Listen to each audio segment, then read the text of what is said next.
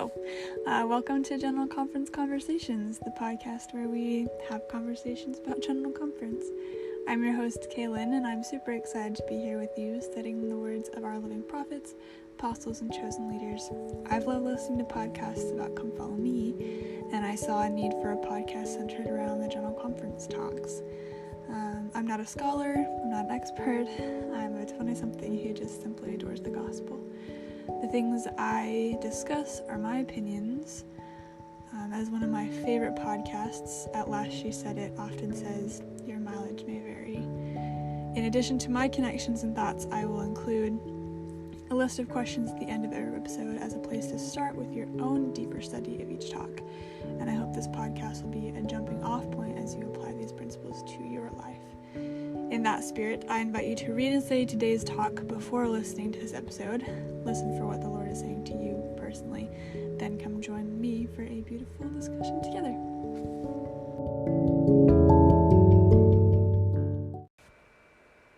Hello. I'm back. We're back. I know you guys don't care, but I'll tell you anyway. I was gonna record yesterday to, keep on my streak of actually doing on the days I wanted to post. But I got on to the church website to pull up General Conference, and it was like, this service is not available. Like, the rest of it was totally fine, but trying to get onto the gospel library part of it was it was like, the server is not found, and I was like, okay. And I would just do it on my phone, but I also record on my phone.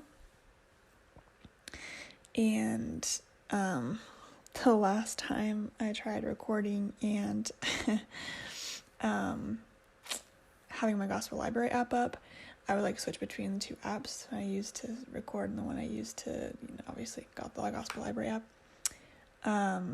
It was fine for half an hour, and then I switched back at one point, and I don't know when it had stopped recording, but it stopped recording and didn't save any of the last 35 minutes.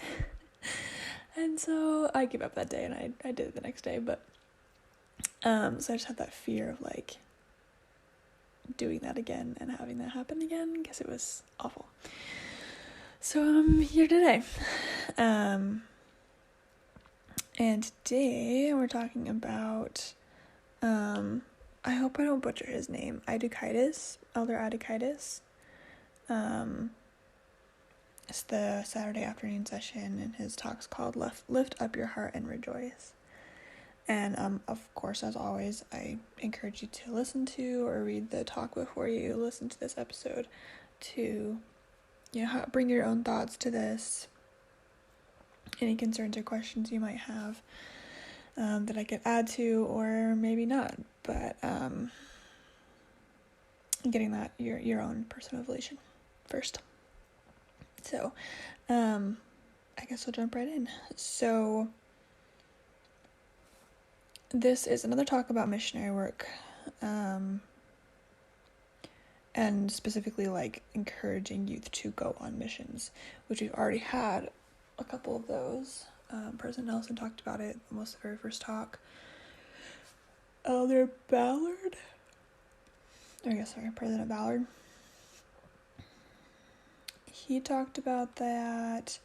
I know I'm forgetting one that talked about that, but it's another one talking about the gathering of Israel, and I'll probably end up saying a lot of the same things that I did in those two episodes, because I have thoughts on missions, but there are some new things that I thought of as I was reading through this particular talk, and I'm going to remind everybody again that you don't have to be a set-apart missionary to be a missionary. You don't have to be a full-time missionary to gather Israel. And I think I like that he starts with that. Actually, he starts by talking about Thomas B. Marsh, who is a recent convert, and in the Doctrine and Covenants, Joseph Smith is asks for, as he did for many people, would go to the Lord for certain people, and the Lord would give revelation to specific people by name in the Doctrine and Covenants, which I think is really cool. And he says, "The Lord said encouragingly, lift up your heart and rejoice, sorry, for the hour of your mission is come."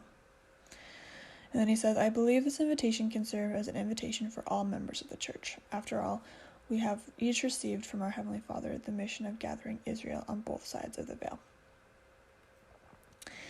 And so I want to echo that, like, oh no, now it's not letting me open my notes.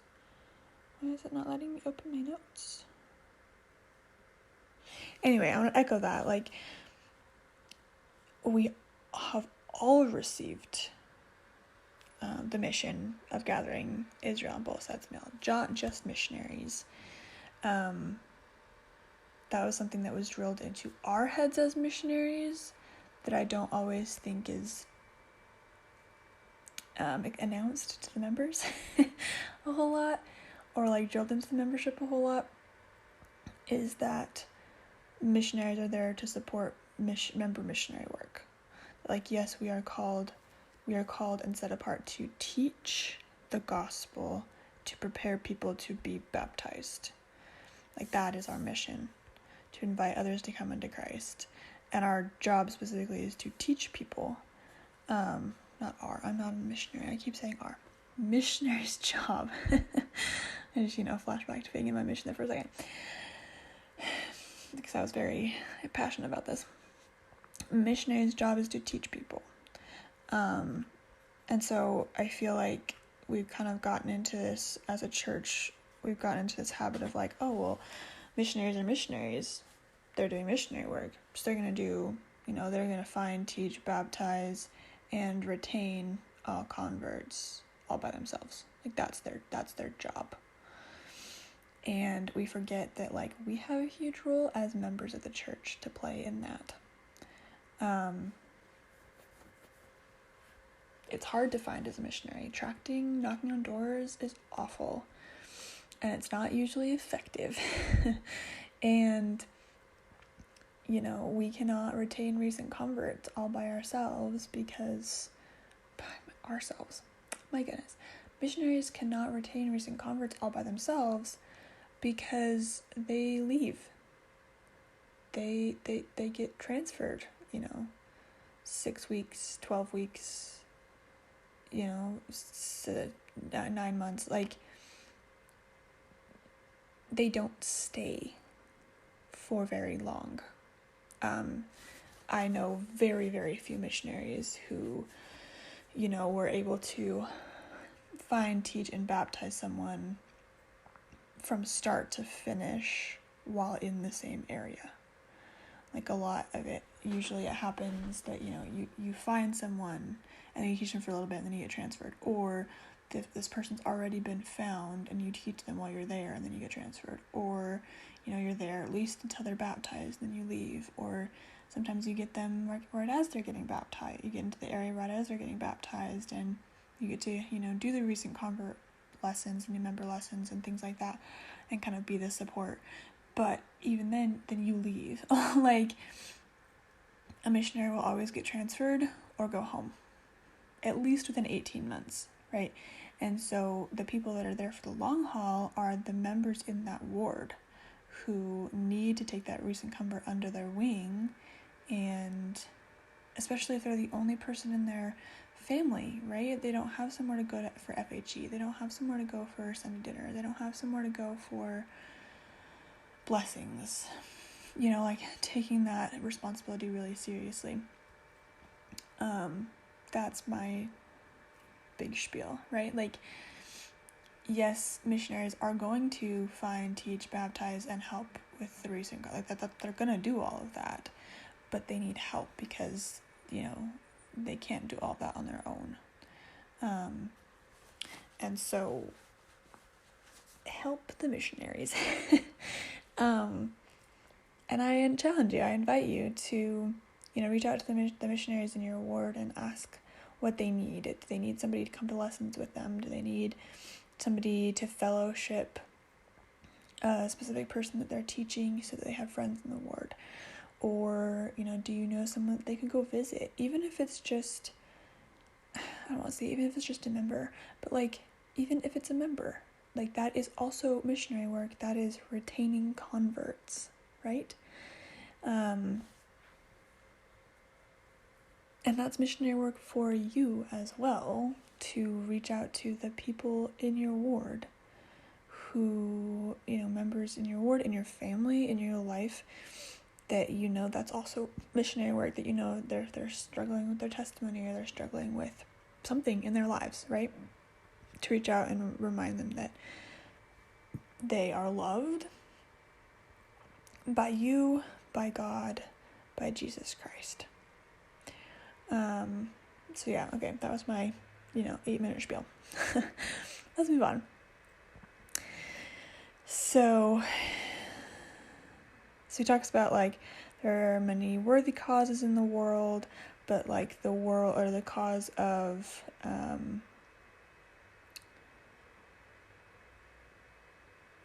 salvation makes an eternal difference to all. And so he quotes President Nelson, who said that our Heavenly Father has reserved many of his most noble spirits, perhaps his finest team, for this final phase. Those noble spirits, those finest players, those heroes, are you. And this he said specifically to the youth. It was a worldwide devotional to the youth. But this is for everybody, right? Like, we've been told this our whole lives. I've been told this my whole life. Like, you've been reserved for this time. And I think that's true of everybody throughout time and throughout history, right? Like, Adam was reserved for that time. He was, prepared to be Adam. And, we have all been kept for the great winding up scenes, as they always say, right? To facilitate the gathering of Israel, and to remind the world that Jesus Christ loves them, and that he's there, and that, all of that jazz. So this is when he starts. He says, while there are many ways to help in the gathering, I would like to speak of one in particular for the serving as a full-time missionary. And so again, he says, while there are many ways to help in the gathering, so there are always other ways. There's being a member missionary, doing temple work, right, on and on. He says, but the world tries to distract youth from this most sacred responsibility using fear and insecurities. Some other distractions might be experiencing a pandemic, leaving a good job, putting off education, or being particularly interested in someone romantically. Everyone will have his or her own set of challenges. Such distractions can arise at precisely the time of embarking in the service of the Lord, and choices that seem obvious later are not always as easy in the moment. I relate to this so hard. And I've said in earlier episodes that what I love about what Elder Aidukaitis says in his talk is he's not super pushy about it. Like, he's saying this is the greatest experience you'll ever have.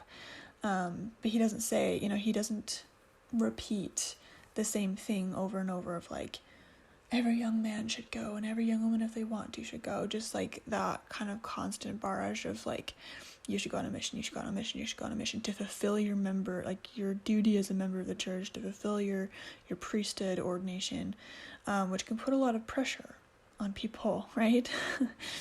And culturally, we also put a lot of pressure on people to go on a mission because, in certain places and with certain people, they won't even date you if you're not an RM. They won't marry you if you're not an RM.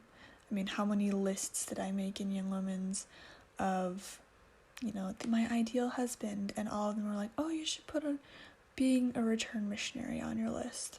Even if I had no idea what that entailed, right? I had no idea why that would impact who my future husband was as a person.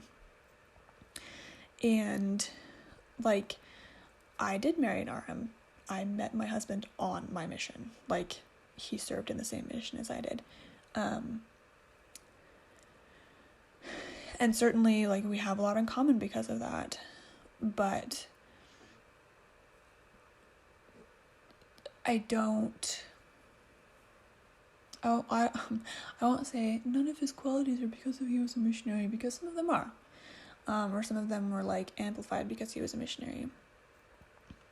But I didn't marry him because he's a missionary. Right? I didn't marry him because he served a mission. And so I think a lot of pressure can be put on youth, socially, and not just spiritually. Like, okay, spiritual pressure, fine. Like, say, hey, it will be really good for your spiritual journey, and you can magnify your priesthood. You can learn to serve God and serve people. But the cultural pressure, I feel like, needs to really go away. Of this, like, oh, you have to serve 18 to 24 months. Like, coming home early is a disgrace. And I feel like rhetoric around that has kind of changed, especially with the pandemic. A lot of people came home early because it wasn't their choice. And I think people finally started realizing that, oh, it's not always, like, you don't always come home because of some, like, sin or, breaking rules action. Sometimes it is mental health, and that's okay. Sometimes it's health, and that's okay. And sometimes it's just not your choice, and that's okay. And that even if you only served 2 or 3 months or 6 weeks, like, you did serve a full-time mission. It wasn't 18 to 24 months, but it was your full-time mission. But, like, I think that needs to continue to change. Like, that needs to continue to be a conversation of, like, it's okay to come home early if that's what's best for you.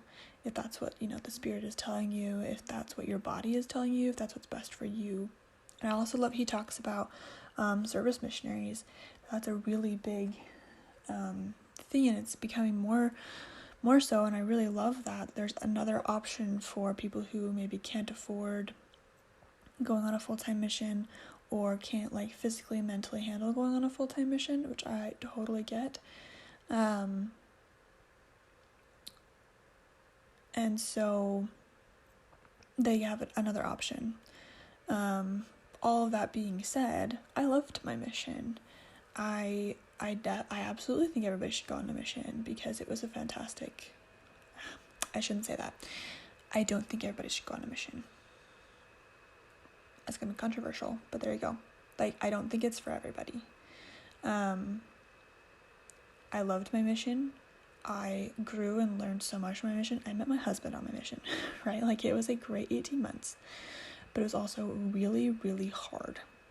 And so it's up to you and your relationship with Heavenly Father. And that's the only relationship and the only answer that should count and that should be taken seriously is your answer that you get for if and when you go on a mission, whether that's right when you turn 18 or 19, or whether you wait a couple of years or whatever. I also totally understand his whole point here is distractions, right? When I went on my mission, so I was planning on leaving in the fall.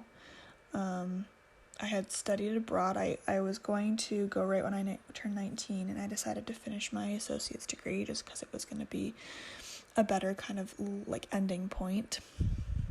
And that I would have a degree when I came back, and I wouldn't have to, like, reapply and go back to ICC or, like, go back to my community college, whatever.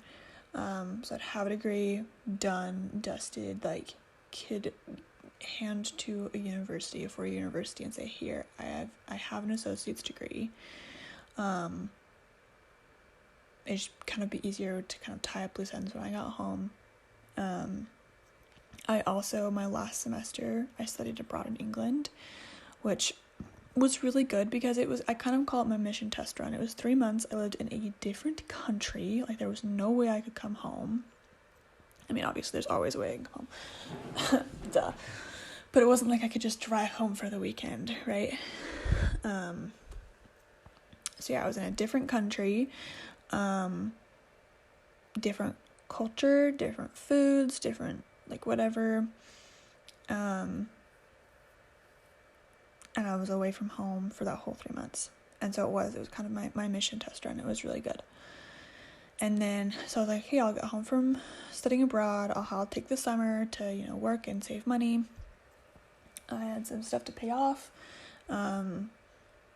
I wanted to kind of prepare a little bit, and I had to wait a couple months for all of my, like, grades and stuff to get back from England. And so I was like, cool, I'll start putting my mission papers in like, September. Well, it didn't really happen that way. My bishop at the time had just been called. He'd only been bishop for like 4 months. So I was his first missionary that he sent out. So he was trying to figure out how to do everything because he'd never done it before. His daughter was also in the hospital for a few weeks, and so I couldn't get in to see him, which is obviously not his fault. It took a while. I had to get wisdom teeth taken out. I had to wait to get in to see my doctor. I had to wait to get to see my dentist. Just like a lot of things, right? And then I finally got the interviews done with my bishop and stake president, and it was like the week before Christmas that I ended up sending my papers in. I didn't get my call until February, and I didn't leave until April. So it was almost 6 months after I, was thinking I would go to when I actually left. And in that time, like, he pointed out so many things, and I was like, oh, that one. I really loved my job. I was working, my parents own a pizza restaurant, and they were looking at expanding to new locations, and I was looking at, being part of the corporate team that did that, like, training and helping on the back end of things, which is really exciting to me. I had finally found a friend group through church. We actually had there were like no YSA in my entire state, like there was just none. And so in my ward, we actually had a group of like 5 or 6 YSA that consistently went to activities. We had Come Follow Me every week at one of the YSA's house. And so I was like consistently spending time with people and hanging out with people outside of work or school. And my papers were taking forever, and all of this stuff, and I just remember being like, why now? Why couldn't I have gone in September when I didn't have all this distraction, I didn't have all this good stuff? Why are you kind of teasing me, right? Why are you teasing me with all this stuff? And like he said at the end, the choices that seem obvious later are not always as easy in the moment. Like, I think back to my mission and all of the blessings and friendships I made on my mission far outweighed and outsoared the things I would have had if I had stayed home, right? I met my husband. Like, I'm here right now because of that. And I have incredible friends that I'm super close to. I have an incredible support group that I can reach out to at any moment, and they will drop whatever they're doing to tell me that they love me. And just on and on and on and on and on, right? Like this list. But in the moment, it was really, really rough. And I feel like that's really, the timing is never great, right? Like, it just doesn't always, but if you feel like you should, like, it's all gonna work out, and I can promise you that. That the Lord has something great in mind for you, whatever choice you make, whatever outcome comes of it. So he talks about his experience. He talks about, he makes a couple jokes like, my dentist tried to teach me out of it, or talk me out of it. I was in a university program, and the university programs in Brazil are tough because the only way to get into that program was a really competitive examination. And if I left for 2 years, or they told me he couldn't leave for 2 years. They were like, only a year. And if you come back at 2 years, then you have to retake the examination, or You could be absent for 1 year and then apply for an exemption for another year, but there was no guarantee that it would be approved. And he was like, I was also interested in a young woman.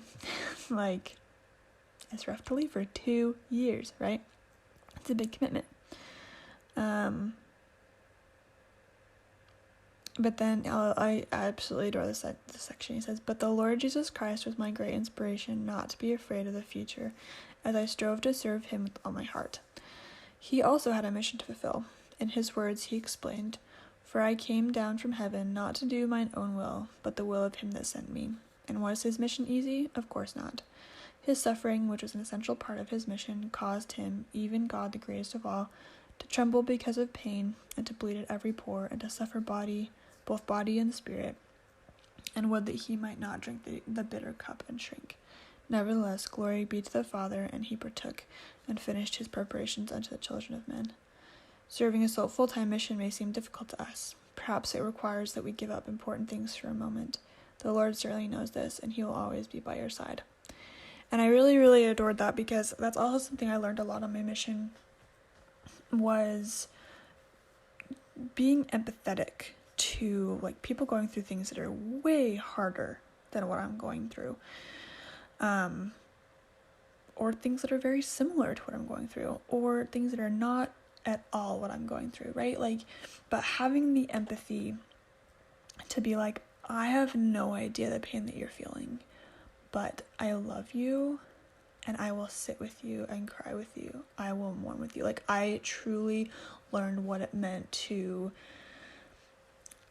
fulfill my baptismal covenant and mourn with those that mourn and stand with those and stand in comfort, and truly take upon myself the name of Christ and being his messenger and his hands to lift up people and to hug them and make them feel loved.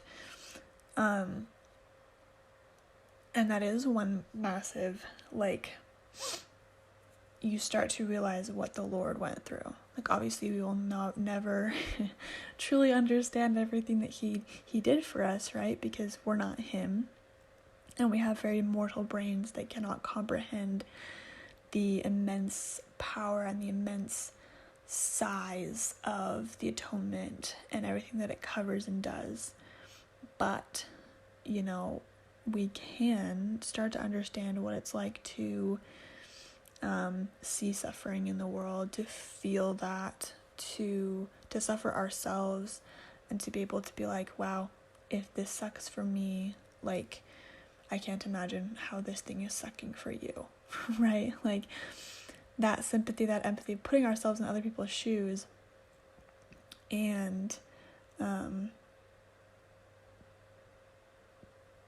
truly seeing through their eyes, at least a little bit. We're never going to know 100% what somebody's feeling, but just a glimpse into their lives and what they're going through. And I don't think you necessarily need to go on a mission to do that. It's definitely a heightened experience, right? Heightened and very specific, and it's unlike any other experience, because where else are you sent to a random location that you don't get to choose and stuck with somebody that you've never met before for 24 hours a day for six weeks or more, teaching people about Jesus for 18 to 24 months. Like, where else do you do that? Nowhere, right? And so obviously it is a unique experience, and it's much more concentrated and much more during those 18 months it's like accelerated. It's like when I was in college, I took what did they call them? It was like a mini course or something. I can't remember exactly what they call them. Oh, they call them mini-mesters. It's like a semester, but a mini-mester. And it was in between semesters. So if you wanted to take like 1 or 2 classes, I think you could only take one at a time. It depended on like what times they had them. But I ended up taking an English class between my first and second semester of college, and it was a mini semester, and so it was 3 weeks, but one of those weeks was Christmas, so I think it ended up only being like 14 days or 15 days or something like that. And we would be in class from, I think it was like 9 a.m. to like 2 p.m. And it was like a full semester scrunched into 13 days. The only way I got through that was because I was really good at English. Like, I was an English major, and it was like first level English, like basic college English that everybody had to take. And so that's the only reason I passed that class, the only reason I didn't go absolutely insane. That's how I feel like my mission was. It was like a few years of experiences and, hardships and learning and growth scrunched into 18 months. And so obviously, it's a very unique experience, but I think you can also do this as not a missionary. I do this all the time. I've been through this all the time. This happens to me all the time, right? I'm still going through really crazy things. We've all been through hell. I'm just going to say it, right? We've all been through, we've all, at the very least, we've all been through pandemic, right? Like, we're all experiencing hardships in our lives. And so being able to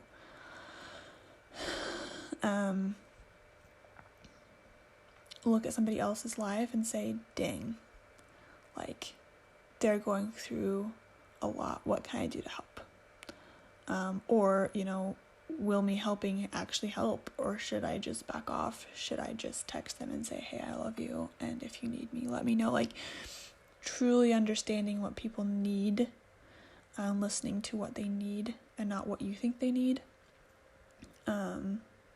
is definitely a Christ-like attribute.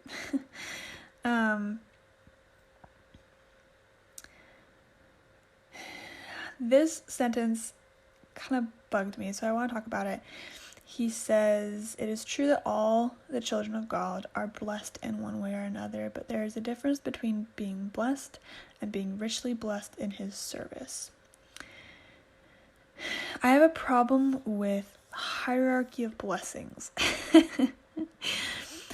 because I feel like that easily leads to pride of being like, well, I'm being richly blessed. You're only being blessed.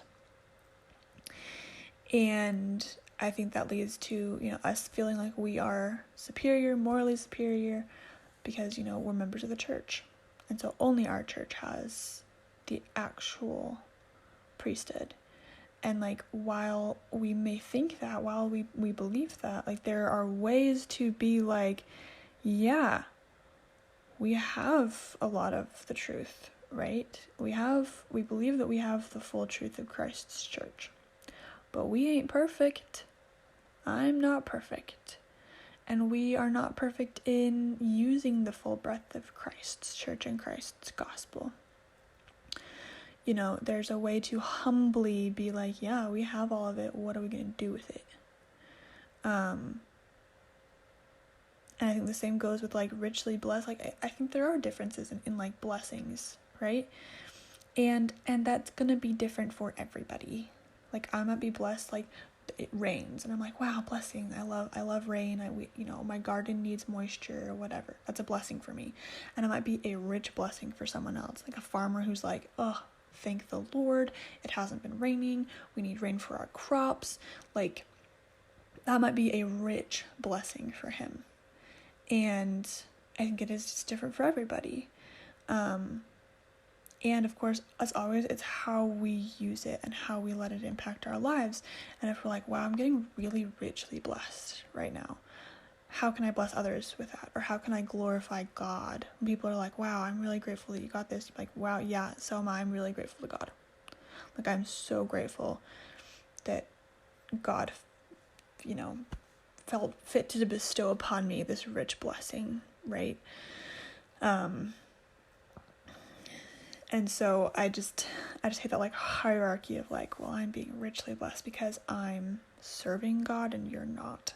Like that's just kind of it, depending on how you use it and how you look at it, it can become an us versus them dichotomy of like, well, they're only being blessed, I'm being richly blessed because I'm serving. You don't know. They are probably serving God, and their blessings just look different. And he actually, I like that later, a couple paragraphs later, he says, God truly blessed me richly, and I learned that the blessings of the Lord can come in ways different from how we expect. After all, his thoughts are not our thoughts. So in our lives and in the lives of others, like, often we have this preconception of, well, if I do this, this is the blessing I'm going to get. And that doesn't always happen that way, right? And so we have to be open to seeing all of the blessings and how it'd be like, oh, well, maybe he's blessing me like this because of this. Like, oh, wow, I didn't even think he was going to do that. That's cool. And so we also have to apply that to other people's lives. They're like, oh, well, they're doing that, and I think they should be getting this. Or we kind of reverse engineer it, right? We're like, oh, well, they're getting this blessing, so they must be doing this thing. And that's not necessarily all the truth. Or it's like, oh, well, they're not getting blessed in this way, then they must not be faithful. They're not having kids, then they must not be faithful. Or they're not being blessed financially, it must mean that they're not paying their tithing, whatever that may be, right? Like we use it to judge other people, and I'm not all for that. And so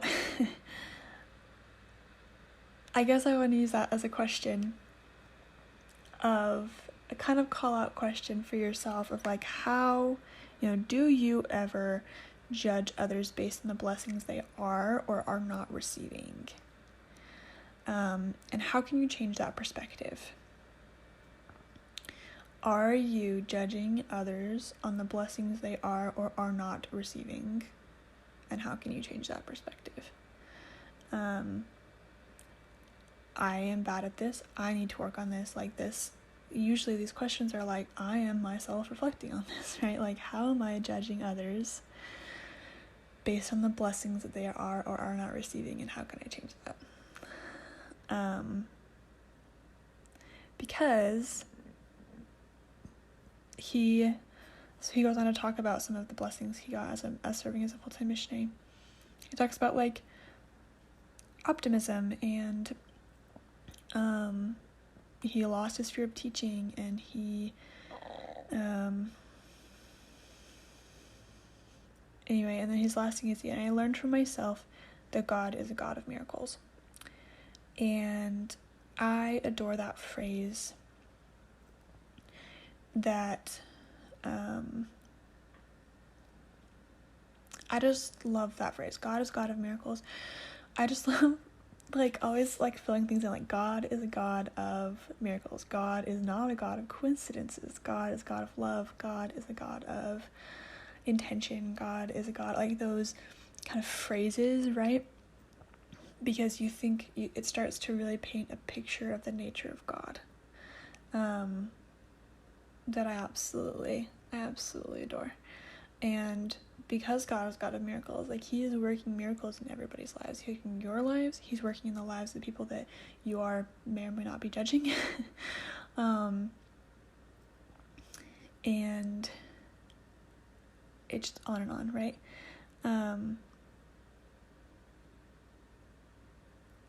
And so he says a little bit later, he's like, yes, God has blessed me richly, far beyond what I imagined, just as he will also all those who humbly and prayerfully serve him. I am eternally grateful to God for his goodness. And I love that, like that promise of like, he's rich, he's blessed me, and he will also bless all those who humbly and prayerfully serve him. Like that is absolutely 100% a promise, right? He will bless you.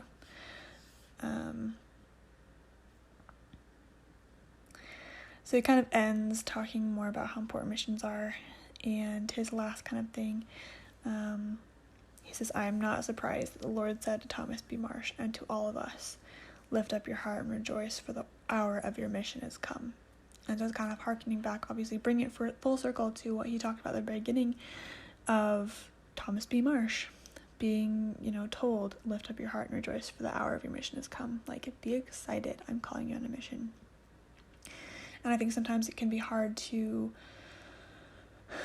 be excited about missionary work because it has been it is ingrained in us, right? We all feel like we're failing at it. We all feel like we're not doing enough. But like I promise you, you can do it. And it's simple things that are hard, but they're simple. It's reaching out to people. It's, listening to the Spirit in things that it might be whispering to you. It's, just doing little things like that. Even just now, as I'm thinking about this, like, there's been little thoughts planted in my head. I'm like, I need to text that person, and I haven't talked to them in a while, and I want to write about this and put it on my Instagram, or I want to, reach out to this person in my ward and, ask how they're doing, and just like stuff like that, right? That is missionary work. That is gathering Israel. You are gathering people closer to the fold of God, even if you can't completely see it. Like, you are planting seeds. So I hope y'all have a great week. I will talk to you on Friday. I'm talking to people today about being on my podcast, so I don't know if we probably won't have somebody. Well, we'll see if we have somebody on Friday. There might be somebody on Friday. But we'll see. But hopefully in the next few weeks, I will have some guests, which is very exciting. I'm super excited to hear from people. So, I'll talk to you next time.